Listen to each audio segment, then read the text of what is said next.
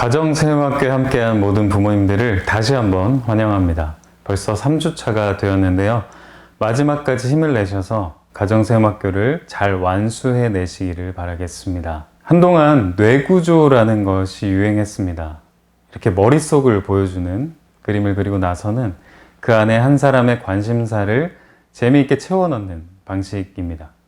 이런 방식으로 청소년들의 뇌구조를 완성한다면 어떤 것들이 들어갈 수 있을까요? 아무래도 우리 자녀들, 우리 아이들의 주 관심사는 성적, 공부, 진로, 부모님 또는 친구와의 관계, 게임, 아이돌, 연예인, 맛있는 음식, 음악 등등이 들어갈 수 있을 것입니다. 자, 그런데 이렇게 관심 영역으로 표출되진 않지만 청소년들에게 지대한 영향을 미치고 있는 것이 있는데 그것은 바로 감정입니다. 물론 청소년기는 이성적인 사고를 시작하는 시기이지만 동시에 도대체 감당이 안 되는 커다란 에너지인 이 감정을 직면하게 되는 시기이기도 한 것입니다. 여기서 감정은 단순히 어떻게 느낀다 이런 것을 넘어서서 자기가 통제하지 못한 채 이끌리듯이 어떤 쪽으로 기울어지는 경향을 말한다고 할 수 있겠습니다. 그 경향은 보통 두 가지로 나타나는데요. 자기중심적인 힘과 관계중심적인 힘입니다. 이 두 가지가 우리 아이들을 이끄는 감정의 구조입니다. 완전히 상반된 두 가지 힘인 것이죠. 성인들도 당연히 이런 두 가지 힘을 경험하지만 그것을 어느 정도 통제할 수 있습니다. 인간관계 경험이 쌓이고 또 자기를 더 알아가면서 어떤 것은 더 강화하기도 하고 어떤 쪽은 내려놓기도 하죠. 그런데 청소년들은 이 두 가지 서로 끌어당기는 힘이 자기 안에서 소용돌이 치듯 끊임없이 뒤섞입니다. 이미 자기 속 안이 격정적이라는 것이죠. 청소년기 자녀 중에 말을 잘 하지 않는 자녀들도 있습니다. 그런데 그런 친구들도 예외 없이 속 마음이 이 두 힘 사이에서 요동치고 있다는 것은 사실입니다. 자, 그럼 우리 자녀들에게 이 두 가지 힘이 어떻게 작용하는지 살펴보도록 하겠습니다. 먼저 청소년들이 겪는 자기중심성부터 알아보겠습니다. 크게 두 가지로 얘기할 수 있는데요. 심리학자인 데이비드 엘킨트라는 사람은 청소년들의 자기중심성을 이렇게 소개했습니다. 먼저 청소년들은 개인적인 우화 속에서 살아갑니다. 이게 무슨 말이냐면 자신의 경험이 아주 독특하고 특별하다고 스스로 생각한다는 것입니다. 자신을 어떤 낭만적인 또는 비운의 이야기, 스토리의 주인공으로 설정해 두고 자신의 자화상을 그렇게 그려내는 것이죠. 그래서 다른 사람들은 나의 생각, 나의 관심, 심지어 나의 사랑을 이해하지 못할 거야 이런 생각을 하게 됩니다. 또한 다른 사람이 경험하는 위기나 질병이나 죽음이나 위험 등이 자신에게는 일어나지 않을 것이라고 쉽게 단정 짓기도 하죠. 그래서 무모한 행동도 간혹 하는 것입니다. 두 번째 자기중심성은 상상의 청중들을 만드는 것으로 나타납니다. 청소년들은 자신이 항상 주변 사람들의 관심과 이목의 대상이 될 것으로 기대합니다. 예를 들어 머리를 잘못 자르거나 스타일링이 잘못되었을 때 보통 다른 사람들은 별로 큰 관심이 없지만 자신이 여기에 꽂혀서 사람들이 이 부분을 엄청 주목하고 있어 라고 의식하는 것입니다. 걸음걸이나 아주 작은 습관이나 동작까지도 누가 보고 있다는 의식을 하며 마치 연예인이 된 것처럼 신경을 쓰죠. 이렇게 자기중심적으로 사고와 감정이 휘몰아치는 아이들과 대화하기 위해서는 필수적으로 이런 아이들의 자기중심성을 인정해줘야 됩니다. 야, 참 그 부분이 힘들었겠다, 고민됐겠다 해서 대화를 시작할 수 있다면 절반은 성공한 것입니다. 그리고 너의 생각은 어때? 라고 물어봐 주는 것도 아이들이 존중받는다고 느끼게 합니다. 비록 애들이 잘 모르겠어요, 상관없어요 또는 침묵하는 그런 답변이 돌아올지라도 우리의 눈에 보이는 것과 아이들의 마음은 다르게 흘러가기 마련입니다.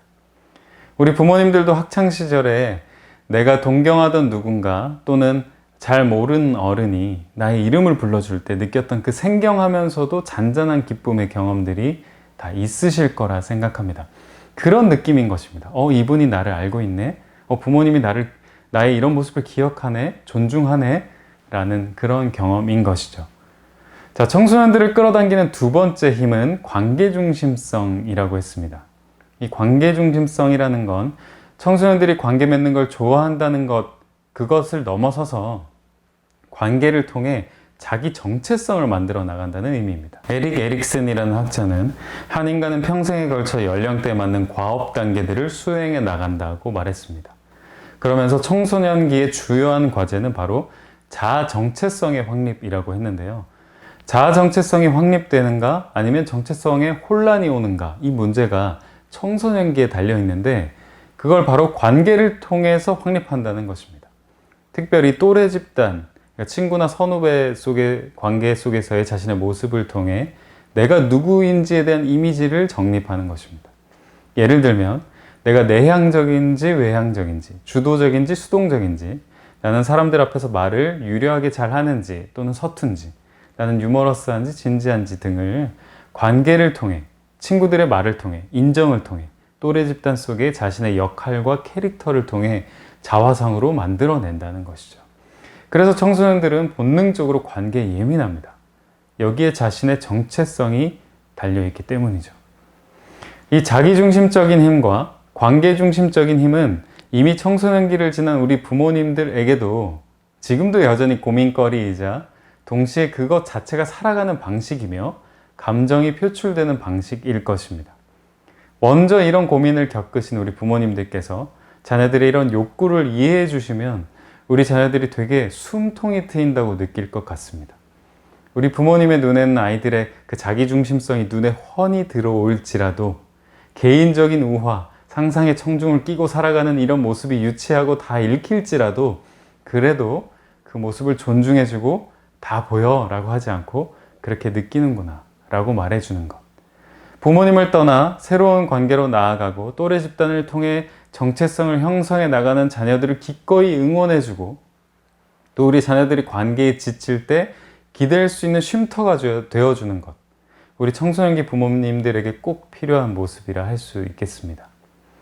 하나님도 자기중심성과 관계중심성에서 왔다 갔다 하는 우리를 늘 지켜보고 계시죠.